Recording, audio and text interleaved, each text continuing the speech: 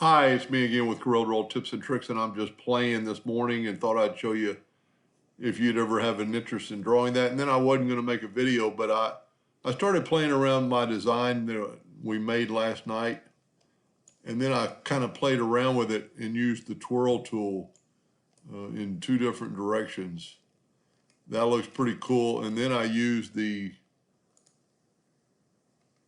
attract and repel, and I made it look like that. So it's still interlocked together. Don't know that that would ever be a need, but this is a pretty cool pattern. I did it, and if you haven't watched the other videos, I did it this time with a square and basically made a V. I put a line across it so we'd have sharp edges. And then I'm going to go ahead and change that color. Well, let's leave it that color for a second.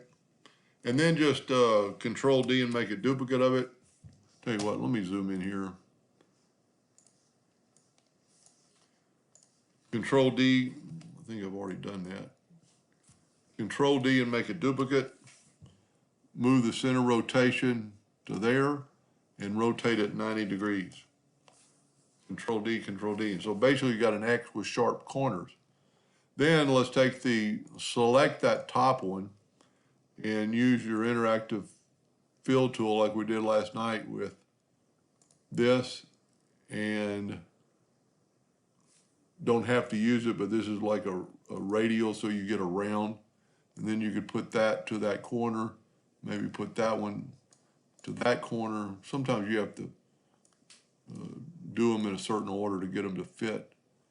So you have that. Let's actually go down to there and go up to there. And see, it's only changing the top, and then you can change your lightness and your darkness. But what I did on that other one, I just brought in colors in different patterns, different stages of it.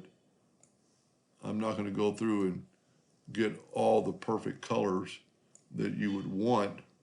Let's use a lighter yellow. So you can just add to this and just keep going and going and going. Probably don't want another purple, but let's get this light blue way out there.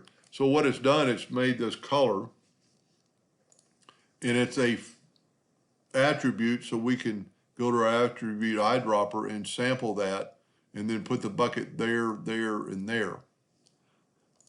That's not bad for a little bit. So we need to take it and group it together,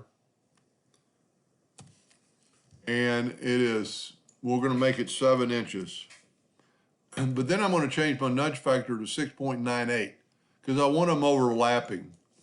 If we put it to 7, Control D and make a duplicate, there's maybe going to be a little bit of a white line there that might show up if you were going to print. So let's back that up. Let's take our nudge factor and go 6.98.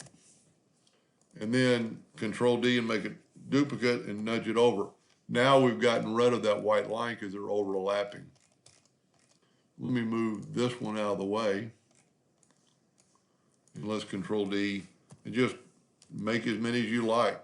And then because it's a square, we can Control D. Let's go up so they won't interfere with those other ones.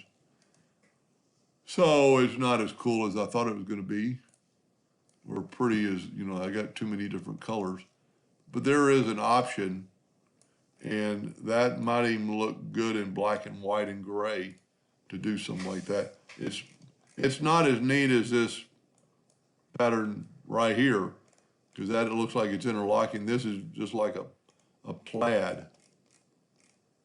Anyway, I hope that helped a little bit. Thank you for watching.